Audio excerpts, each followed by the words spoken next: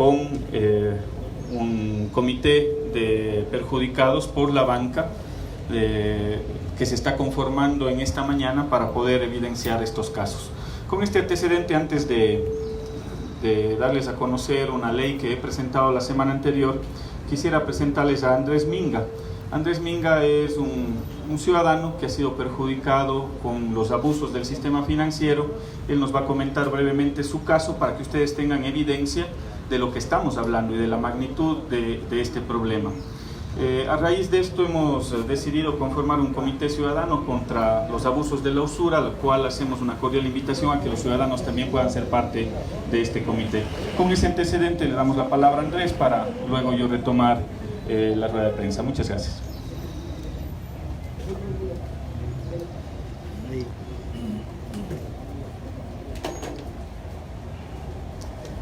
El espacio que se brinda a la comunidad para poder compartir un inconveniente que tengo con entidad financiera, ¿sí?, referente a un abuso de la banca sobre mi persona. Lo que consiste es lo siguiente: en el año 2012 yo disponía de una tarjeta de crédito, misma que era destinada para cancelar pagos de colegiatura de la universidad, ¿sí? En ese entonces yo trabajaba y estudiaba. Por cuestiones de estudio decidí dejar de trabajar y enfocarme 100% en los estudios. En ese entonces cesé los pagos que mes a mes se realizaba al banco, ¿sí? Sabía que tenía una deuda pendiente al banco de $300. A partir de ahí transcurrió un tiempo de 1 año y medio. Me acerqué al banco, a la ventanilla, ¿sí?, del banco, donde la cajera me supo mencionar que no adeudaba un solo centavo. Desconcertado, recurrí a atención al cliente y me supieron indicar que específicamente no adeudaba ningún valor. A partir de allí pasó más o menos unos 4 meses, donde una empresa de cobranza se comunicó conmigo diciéndome que por la tarjeta de crédito yo tenía que cancelar un valor de $3.454. Estos valores nunca fueron notificados por parte del banco, tampoco fueron justificados, ¿sí? A partir de ahí, como no tenía empleo, no podía acceder a un abogado, accedí a un convenio que me propuso esta empresa.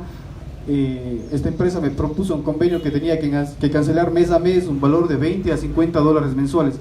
A partir del 2015 al 2018 vine cancelando esos valores, hasta que un representante legal de esta empresa de cobranzas me indica que podía darme una condonación del 60% de la deuda. Es decir, ya no tenía que cancelar la diferencia, sino más o menos un valor de $933 en 4 pagos. Aquí tengo yo el contrato, tengo el contrato que se realizó, se firmó en la ciudad de Quito, ¿sí?, donde indica que el representante legal tenía autorización para hacerme esa condonación de la deuda.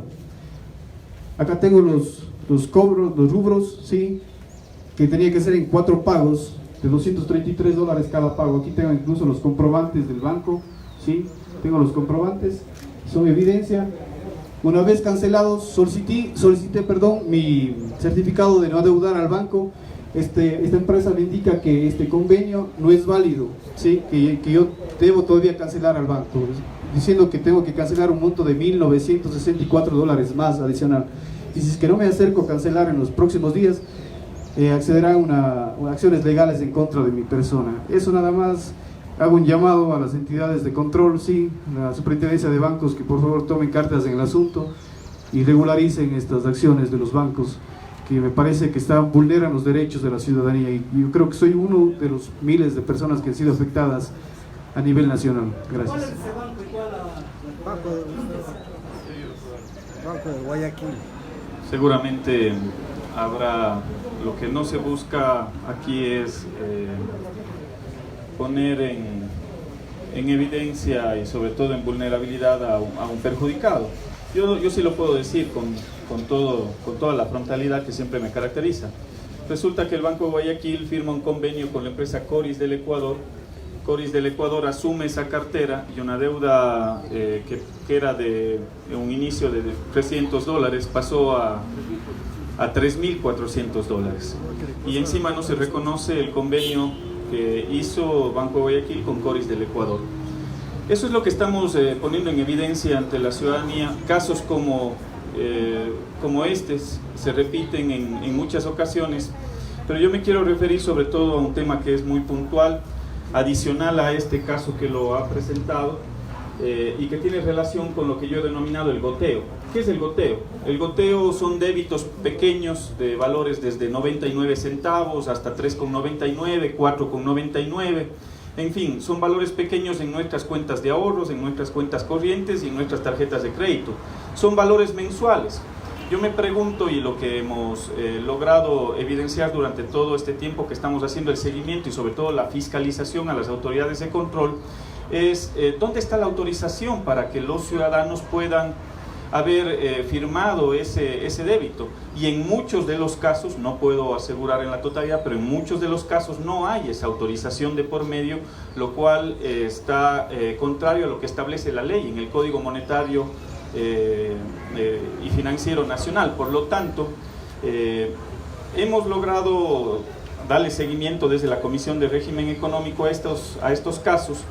Hemos logrado indagar e investigar con la información con respecto a las autoridades de control que se han pronunciado sobre este tema, y estamos hablando de que son alrededor de 500 millones de dólares, alrededor de 500 millones de dólares al año que los bancos están extrayendo de las cuentas de los clientes en función de estos débitos o de este goteo que yo le he denominado. ¿Cuánto han recibido en comisiones los bancos? En función de la información de la Superintendencia de Bancos, las comisiones que se han pagado por parte de estas empresas, muchas de ellas empresas de seguros, otras empresas de servicios, significa un valor de alrededor de 33 millones de dólares de utilidades para los bancos en el año 2017 y de 24 millones de dólares hasta el mes de septiembre en lo que va de este año 2018. No es un tema menor. Son débitos que están asociados y de manera regular y permanente, muchas de las veces sin consentimiento de los clientes y de los ciudadanos, contrariando lo que establece la ley en el Código Monetario y Financiero. ¿Qué han hecho las autoridades de control con respecto a este tema? Muy poco, pese a tener todos los instrumentos legales. Lo que está establecido en el Código Monetario y Financiero dice con claridad que son atribuciones, en este caso, del señor superintendente de bancos, poder generar las acciones de control, pero sobre todo, aquí se prohíbe en la ley, se prohíbe que se puedan generar débitos sin el consentimiento de los ciudadanos, sin el consentimiento del cliente. Y por lo tanto no ha existido una acción muy clara de las autoridades de control, y eso es lo que nos llama la atención. Y también nos llama la atención la cercanía con una serie de personajes que están muy cercanos al entorno del presidente Lenín Moreno. Nos llama la atención que una de estas empresas, que se llama GEA del Ecuador, pertenece al señor Eduardo Jurado. ¿Quién es el señor Eduardo Jurado? El señor Eduardo Jurado es nada más y nada menos que el secretario nacional de la presidencia, el brazo derecho del presidente Lenín Moreno. Y también hemos logrado detectar algunas empresas que en su momento fueron del señor Cuesta, que también es consejero de gobierno del presidente Moreno, empresas asociadas a la venta de servicios exequiales. Entonces ahí ya podemos entender por qué no se ha actuado con celeridad y sobre todo con frontalidad por parte del gobierno del actual presidente Moreno. Se planteó un mecanismo, el 1-800 indebidos, que la gente tiene que llamar al 1-800 indebidos. Pero es al revés.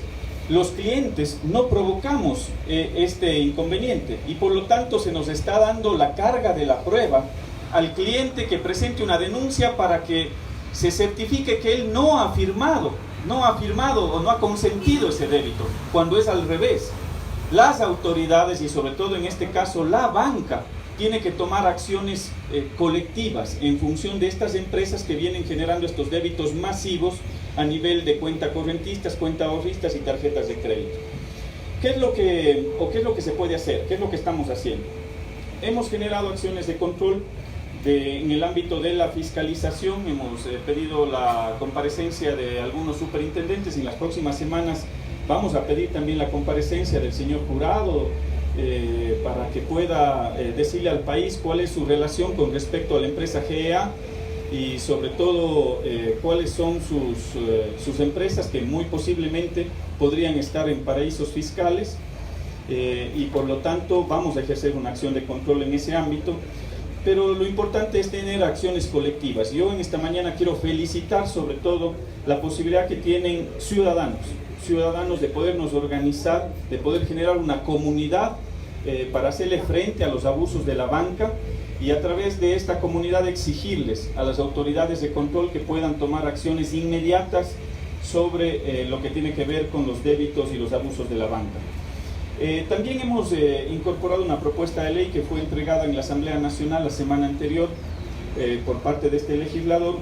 Esta ley contiene 5 capítulos, tiene 46 artículos y sobre todo lo que garantiza es tener los mecanismos de control para que estas autoridades puedan proceder, para que el superintendente pueda tener los mecanismos legales para poder proceder con la mayor rigurosidad a sancionar a estas empresas, para que se puedan devolver esos recursos que han sido debitados de parte de la banca a los diferentes clientes. Y hemos establecido algunos capítulos con respecto a este proyecto de ley. Uno, sobre los derechos de los usuarios financieros. El principio pro persona. En el caso de que la aplicación de la ley exista algún vacío legal, lo que nosotros estamos planteando es que siempre sea favorable o se resolverá favorablemente hacia los clientes, hacia los ciudadanos. El principio de irrenunciabilidad, que busca que los derechos de los ciudadanos son irrenunciables al ser considerado uno de los servicios financieros como servicio de orden público. También hemos incorporado los derechos de protección dentro de este proyecto de ley. Los datos personales de los ciudadanos tienen que ser protegidos por ley, no pueden ser enviados a que empresas que se dedican a la comercialización de productos financieros y no financieros puedan utilizar la información de los clientes para poderlos llamar de manera permanente a través de los diferentes mecanismos, porque esa información es una información restringida de uso personal y sobre todo tiene que tener el resguardo permanente en este caso de la banca. También estamos planteando la posibilidad o el derecho para formar estos colectivos, estas asociaciones, recibir información clara, precisa, completa, sin engaños por parte de la banca, a escoger con libertad los productos financieros que el cliente puede escoger en el ámbito de su preferencia, y también les estamos garantizando el derecho a presentar un reclamo. Fíjense ustedes, a mí me pasó en algún momento cuando me sentí perjudicado por este goteo, fuimos a la institución financiera y presenté un oficio para que me puedan responder por escrito donde consta mi autorización para ese débito. En el banco no me quisieron recibir ese documento, me dijeron que no lo podían hacer, me dijeron que suba al departamento legal, subieron al departamento legal, tampoco me quisieron recibir ese documento, por lo tanto ahí se está negando un derecho que tienen los ciudadanos a poder presentar esos reclamos. Y también estamos planteando en un segundo capítulo la suspensión de los cobros indebidos cuando la institución no cuente con las autorizaciones de los clientes o cuando la superintendencia evidencie algunos casos de incumplimiento o abuso por parte de la banca, tiene la obligación de suspender esos débitos de esa empresa hacia los diferentes clientes. También hemos establecido las responsabilidades de los clientes, información especializada sobre los costos y servicios y la obligación de las instituciones financieras de atender a los clientes en un plazo no mayor a 7 días para los reclamos. La comercialización de los seguros y los productos financieros y no financieros también podrían ser permitidos en función de este proyecto de ley en la medida en la cual tengan una autorización escrita o digital del cliente. O sea, ya no pueden solo con una llamada telefónica tener una autorización, asumir que esa es una autorización para que se nos pueda debitar de nuestras cuentas recursos, así sea en cantidades pequeñas. Esto es un pequeño resumen de la ley que estamos planteando, del proyecto que estamos presentando en la Asamblea Nacional, pero sobre todo aquí hay un llamado a las autoridades nacionales para que tomen cartas en el asunto. Nosotros vamos a estar vigilantes desde la comisión en la cual yo estoy y represento, que es la Comisión de Régimen Económico, para darle el seguimiento y el tratamiento a esta ley, pero sobre todo la fiscalización a las autoridades de control que tienen que velar por los derechos, sobre todo de los ciudadanos, de los usuarios del sistema financiero. Y por último, felicitar la iniciativa, hacer un llamado para que la gente pueda ser parte de este comité de usuarios, de este comité de personas que le dicen un alto, un pare a los abusos de la banca, esos débitos de 50 centavos, esos débitos de 99 centavos, esos de 4,99. Yo creo que la gente y la ciudadanía tiene que unirse, tenemos que generar estos colectivos que nos permitan ejercer la presión necesaria para que las autoridades puedan cumplir con su rol y con su papel. Eso en resumen, estimados medios de comunicación y a los compañeros que nos acompañan. No sé si tienen alguna inquietud, alguna pregunta. César. Bastante de devolución de dinero, de restitución de derechos, pero no escucho a lo mejor en el caso del tema de sanciones a la banca. ¿Qué se puede hacer en ese caso? Sí, está establecido en la ley, en el Código Monetario y Financiero, se establecen diferentes tipos de sanciones, leves, graves y muy graves, es lo que establece la ley.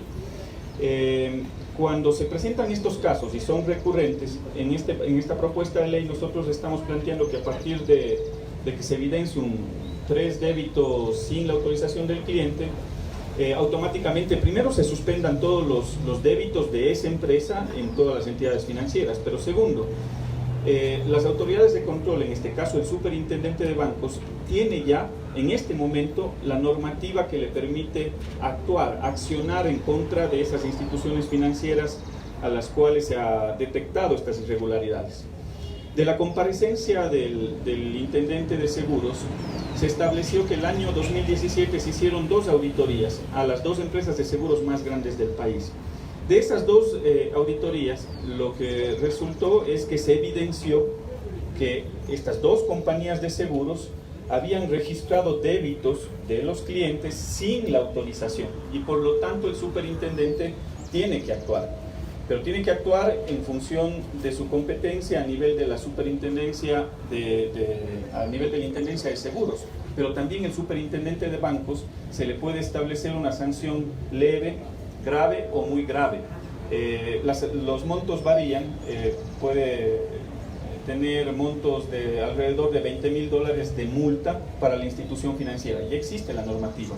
Lo que vamos a estar vigilantes, y he pedido información, todavía no he tenido la respuesta, cuántas instituciones financieras han sido sancionadas en lo que va del año y el año 2017 por estos cobros irregulares. Apenas tenga la información la publicaré en mis redes sociales para que ustedes lo puedan conocer. ¿Cuándo prevén ustedes que la ley ya esté vigente? Cristian. ¿Perdón? ¿Para cuándo prevén que la ley ya esté vigente? Bueno, hay algunas otras propuestas adicionales. Hay una propuesta del asambleísta Pavel Muñoz, que también es de nuestra bancada. Hay una propuesta del asambleísta Marcelo Holguín, que también es de nuestra bancada. Ella con respecto a las bases de datos y sobre todo a la inviolabilidad que debe de tener la información, sobre todo la información financiera. Esperamos que el CAL conozca en el transcurso de esta semana o a más tardar la próxima y pueda enviar a una comisión especializada. Ojalá pueda ser nuestra comisión, que es la de régimen económico, para poder tratar lo más pronto posible este tema. ¿Hay datos de cuántas personas han denunciado estos Sí, hay una información que es una información preliminar de aquellas personas que han llamado al 1-800 indebidos. Sin embargo, yo no creo que esa sea la acción que se tiene que realizar. ¿Por qué? Porque cuando usted llama al 1-800 indebido, usted tiene que demostrarle que no ha firmado, por eso está llamando. Yo no he firmado mi autorización para que me debiten de mi cuenta.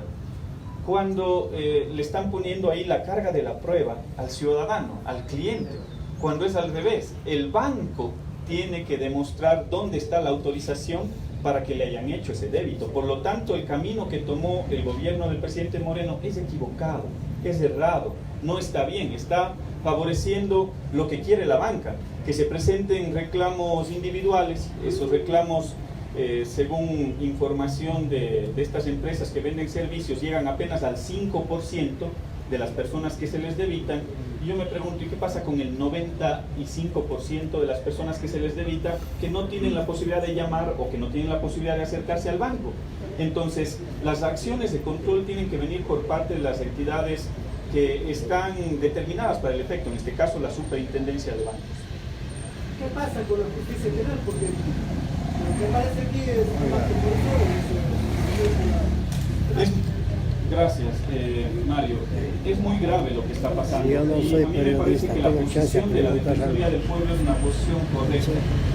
Ellos están planteando la posibilidad de tener una acción en el ámbito de su competencia en favor de los ciudadanos, precautelando los intereses de la colectividad y sobre todo planteando la posibilidad de que estas acciones de control se establezcan responsabilidades, no solo responsabilidades administrativas, porque aquí hay un perjuicio mayoritario a cientos, ya no son cientos, son miles de ciudadanos que se ven perjudicados. Por supuesto, vamos a apoyar esas acciones que vengan de parte de la Defensoría del Pueblo, que tuvo la posibilidad de acudir a nuestra comisión, a la de régimen económico, para darle el respaldo y el apoyo para que se puedan iniciar esas acciones por parte de estas instituciones.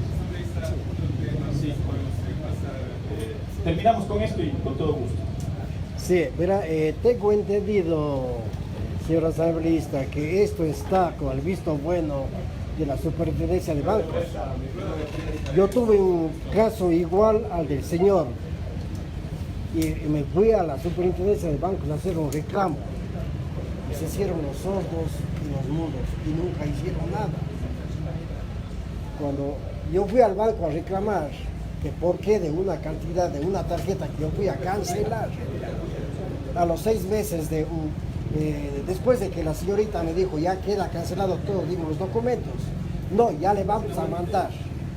Nunca me llegó los documentos. Cuando a los 6 meses empezaron a llamar a la casa, esos 3 y pico de dólares que me quedaron de saldo ya se hicieron como 100 y pico.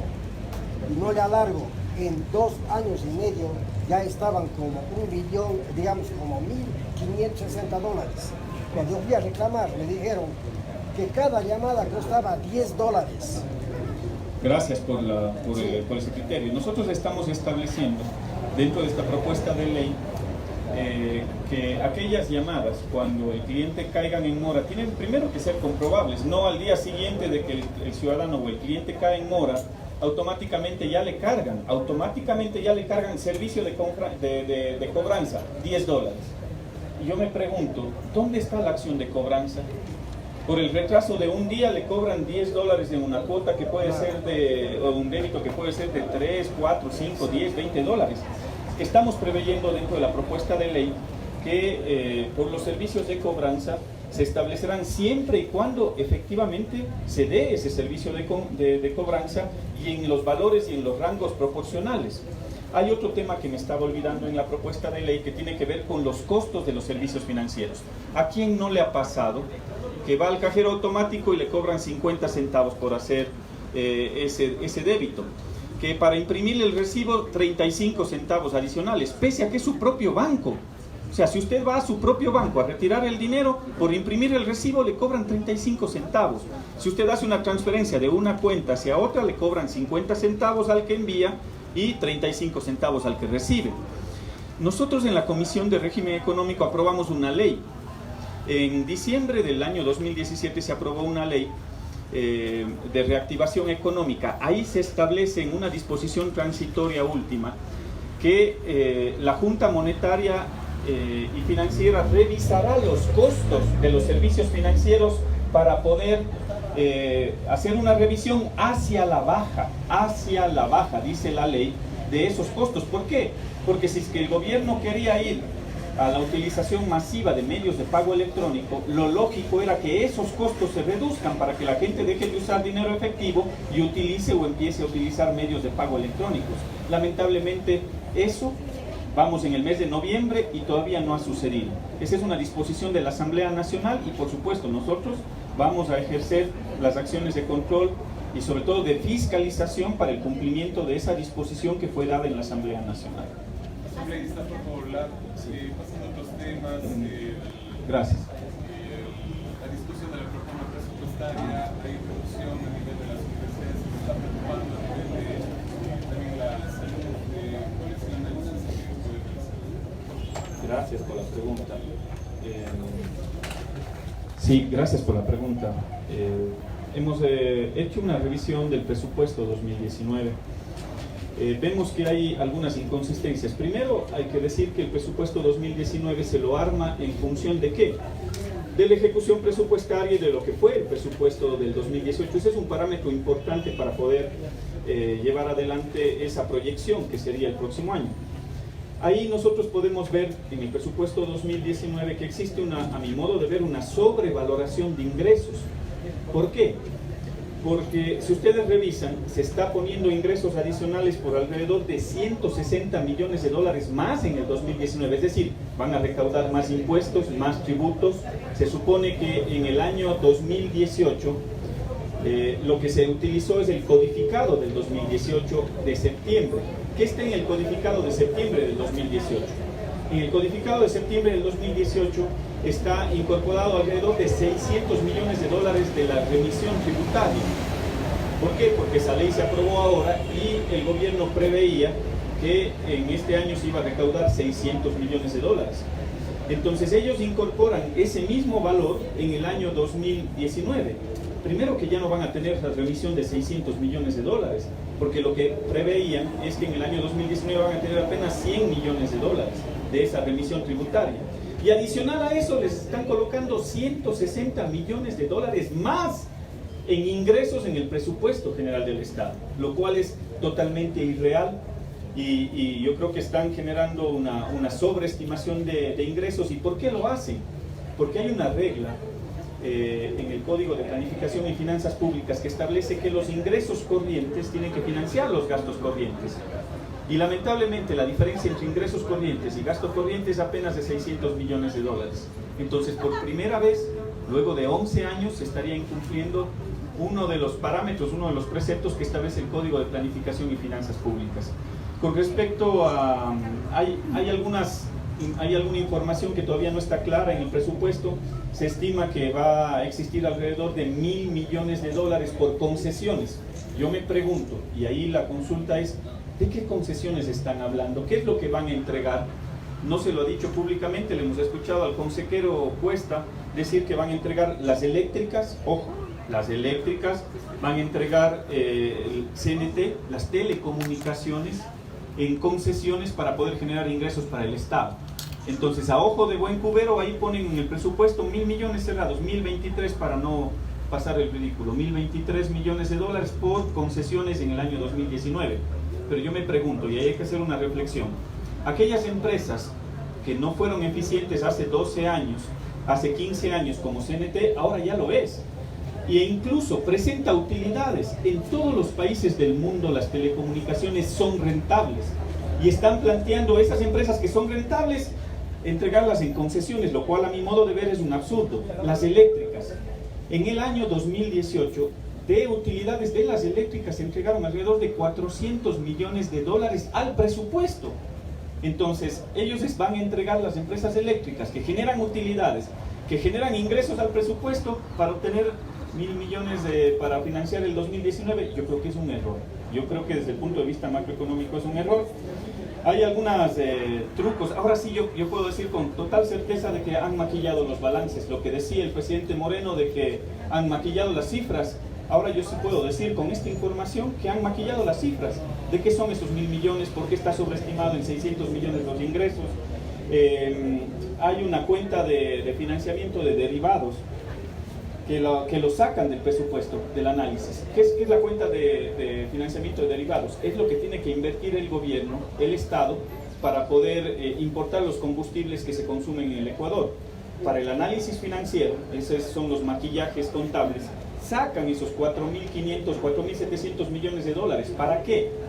Para que no se evidencie que el gasto en este periodo 2019, el gasto de bienes y servicios va a ser mayor que lo que fue el 2018. Y si ustedes revisan la ejecución presupuestaria del 2018, cuando decían, el presidente Moreno decía que hay que recortar el Estado, que hay que optimizar, que hay que ser eficientes, y decía que van a reducir sobre todo la nómina. Revisen el histórico de personal en 2017 versus la ejecución presupuestaria junio del 2018. Hay alrededor de 2.000 personas más, servidores públicos más que en diciembre del 2017. Y si comparamos con diciembre del 2016, hay más de 20.000 personas o funcionarios contratados dentro de los estamentos de gobierno. Por lo tanto, no hay ninguna optimización con respecto a ese tema. Y hay un último elemento que quería dar del presupuesto. El PIB misteriosamente crece.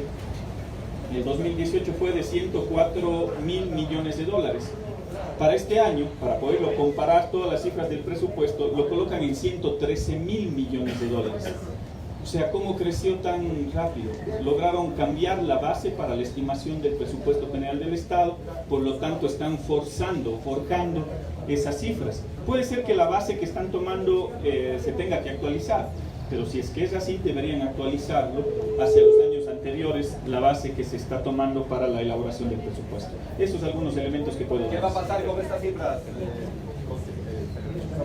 Bueno, hoy tiene que acudir a la Asamblea Nacional. En este momento deben estar preparando la comparecencia del Ministro de Economía y Finanzas.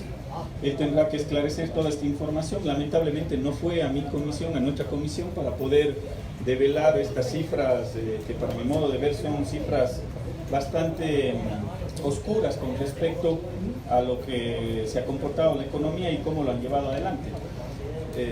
Lo que podría es observarse el presupuesto, observarse si es que tiene la mayoría en los votos en la Asamblea Nacional. Tendría que regresar nuevamente al Ejecutivo, hacer las modificaciones correspondientes para nuevamente regresar a la Asamblea Nacional. Asambleísta, hay preocupación en los estudiantes y en los profesores de las universidades públicas por la reducción que se estaría haciendo al presupuesto. ¿A usted ha podido tener conocimientos? ¿Se han acercado usted los rectores de las universidades públicas? Sí, hemos conversado con algunos rectores de las universidades. Hoy se están reuniendo también en la capital con nuestro compañero Pavel Muñoz, que es el presidente de la Comisión de Régimen Económico, porque hay una preocupación. Son alrededor de 145 millones de dólares de reducción en el presupuesto de las universidades. Y por lo tanto esto afecta al desenvolvimiento de las actividades normales que lleva adelante la academia, y sobre todo si es que la meta o el objetivo, ustedes recordarán antes de la campaña esta de la consulta popular y meses anteriores, lo que se evidenció por parte del gobierno es la posibilidad o la libertad para que los estudiantes busquen la carrera de su preferencia. Eso es lo que se vendía. La ampliación de la capacidad de las universidades. Yo me pregunto, ¿cómo van a ampliar la capacidad de las universidades si es que les están reduciendo en 145 millones de dólares el presupuesto? Muchos de ese presupuesto es de inversión, sí, pero la gran mayoría de esos 145 millones de dólares es gasto corriente. Entonces, ¿qué estamos hablando? Compra de bienes y servicios, materiales para la universidad, y también lo que tiene que ver con el pago de sueldos y salarios para los maestros. En el caso de la Universidad de Cuenca hay una afectación de 9 millones de dólares. Hoy en la mañana, precisamente respetuoso, hubieron aquí estudiantes que se pronunciaron con respecto a este tema, por eso no dimos a esa misma hora la rueda de prensa. Pero a mí me llama la atención. Yo creo que las acciones de la universidad tienen que ser mucho más fuertes, mucho más contundentes. El llamado tiene que ser a la movilización. Yo no veo que el diálogo haya funcionado. Ese famoso diálogo que convocó el presidente Moreno no se evidencia en la práctica, ni con las organizaciones campesinas, ni con las organizaciones ambientalistas de los Yasunidos y los otros conglomerados que decían apoyar esa consulta. Ahora vemos que les han traicionado, y ahora también con los estudiantes y con las universidades. La movilización tiene que ser en las calles. La convocatoria es a esa, mi convocatoria frontal, yo no tengo empacho en decirlo, al señor rector, a los estudiantes y a las autoridades de los planteles universitarios, es a la movilización nacional. ¿Por qué, licenciado Juan Cristóbal, hacer un proyecto de ley o leyes para que los cobros indebidos no se den? Cuando eso es indebido, tiene que ser devuelto inmediatamente. ¿Por qué es por ahí un proyecto de ley? Sí, existe normativa en el Código Monetario y Financiero. Lo que pasa es que mucha de esa normativa está a nivel reglamentario, es decir, no está a nivel de ley, está a nivel de reglamentos. Y esos reglamentos pueden ser modificados en función del gobierno de turno. Lo que yo estoy planteando es que esos reglamentos, esas resoluciones de la Junta Bancaria, esas resoluciones de la Superintendencia, se conviertan en ley. Es decir, independientemente del gobierno que esté, del modelo o de la política que tome el gobierno, eso tiene que estar establecido por ley. Esa es la diferencia, y es una diferencia fundamental para darles instrumentos jurídicos a las autoridades para que puedan actuar. ¿Cree usted que esta reforma tardará un poco? Porque no son cuestiones de ahora, son cuestiones del Estado, viviendas para los bancos desde los 60. puede ser que haya existido un abuso de parte del sistema financiero, pero lo que no ha existido jamás es intereses cercanos al gobierno que estén tan cercanos al presidente de la República. Yo no recuerdo jamás tener un ministro de Economía y Finanzas en los 10 años de Rafael Correa, con todas las críticas que ustedes puedan tener, pero yo jamás recuerdo un ministro que sea cercano a las cámaras o a los intereses empresariales y corporativos, el ministro de Economía. Yo no recuerdo a un secretario nacional de la presidencia que tenga intereses cercanos a la venta de servicios a través del sistema financiero. Yo no recuerdo un asesor del expresidente de la República que haya tenido un interés en empresas que tienen que ver con la cobertura que se vende asociada a empresas de seguros, como en el caso del señor Cuesta. Es decir, hay unas diferencias enormes y precisamente lo que se tiene que actuar ahora es que esas entidades, esas instituciones de control, sobre todo la superintendencia, den muestras de que efectivamente existen las disposiciones políticas, porque se necesita decisión política para actuar. Y yo no veo las condiciones en el actual gobierno de que existe esa predisposición política para poder actuar con frontalidad y devolverle esos recursos a los ciudadanos. Por eso me he permitido exponer esta ley y por eso me he permitido plantear esta ley, para que a través de la Asamblea Nacional se pueda tramitar con carácter de ley esto que tiene que ser un derecho que está garantizado por la Constitución en favor de los ciudadanos. Asambleísta, una consulta. ¿Por los cobros indebidos debería extenderse a los anteriores superintendentes también? Mire, yo creo que las acciones de control debieron haberse dado en el ámbito de acción de cada una de las autoridades, y el control político tiene que ser en ese ámbito. Pero yo no recuerdo que haya existido abusos tan significativos como los que nos acaba de dar el compañero, como los que nos acaban de dar algunos ciudadanos, en los cuales no se haya actuado. Siempre ha habido la voluntad política de estar siempre al lado de los ciudadanos, con el respeto, por supuesto, a las instituciones del sistema financiero, pero siempre precautelando el interés colectivo sobre el interés individual, que eran preceptos básicos del gobierno anterior. Asambleísta, una consulta. Dentro de la ley se prevé alguna forma de proteger a los comunicadores, como en el caso de Caterva, que fue el que denunció estos débitos indebidos y que ha sido sancionado por el mismo ministro Cuesta a través de los medios, pidiendo su destitución como comunicador del medio que ustedes saben, ¿no? Sí, ese es un tema muy grave. Y justamente en tiempos de libertad, cuando se pregonan tiempos de libertad, lamentablemente con las acciones se ven otras cosas. Cuando este tema salió a la luz a través del periodista Mauricio Ayora, días después, horas después, automáticamente lo primero que hicieron es tratar de intimidarlo al periodista y desde el ejercicio de una función pública tratar de amedrentarlo, lo cual es muy grave. Es por eso que pedimos y le dimos el respaldo en la Asamblea Nacional para que el periodista pueda ejercer su labor y su papel, que es un papel importante. El que cumple un periodista es un papel importante de denunciar, de exponer y de evidenciar, no desde un interés individual, porque eso le está ocurriendo a miles, y yo creo que son cientos de miles de ciudadanos de manera permanente. Estamos hablando de 500 millones de dólares de utilidades por parte de la banca por parte de estas empresas de servicios con relación a estos abusos de la banca. Dentro de esta ley no se prevé un reforzamiento, digamos así, de la normativa jurídica, porque ya existe. En otras leyes existe la protección para que se puedan desarrollar esas actividades, y dentro de la misma ley de comunicación se da esas garantías. Sin embargo, hay una propuesta de la compañera Marcela Holguín que sí toca o aborda parte de ese ámbito para poder precautelar y velar para que esas denuncias que son de carácter ciudadano y que lo pueda hacer con mayor razón un medio de comunicación, tengan la garantía de que no puedan ser perseguidas, de que no puedan ser intimidadas por parte de las autoridades que se encuentran al frente de las diferentes funciones del Estado. Asambleísta, usted como parte de la bancada de la Revolución Ciudadana, ¿qué nos puede informar acerca del llamamiento a juicio del expresidente Rafael Correa? ¿Qué les puedo decir? Ese es un tema que está en el ámbito nacional político, que se lo ha manejado con presión. hay que decirlo, yo no tengo empacho en decirlo, se lo ha manejado con presión desde las autoridades que hoy ejercen la primera magistratura del país. Existe presión para poder utilizar la justicia como un instrumento de persecución. ¿Persecución contra quiénes? Contra quienes piensan distinto, contra incluso los que fueron sus propios compañeros. No se olviden que el presidente actual, el presidente Rafael Correa, y 10 años vicepresidente del movimiento Alianza País. Entonces, a mí se me llama la atención cuando dice que el gobierno anterior fue uno de los gobiernos más nefastos, el gobierno más corrupto, de la banda de delincuentes y una serie de epítetos más. Pero yo me pregunto, ¿y qué es lo que hacía el presidente Moreno 6 años dentro de ese gobierno? ¿Por qué no lo denunció? Si es que tuvo alguna evidencia de que así fue.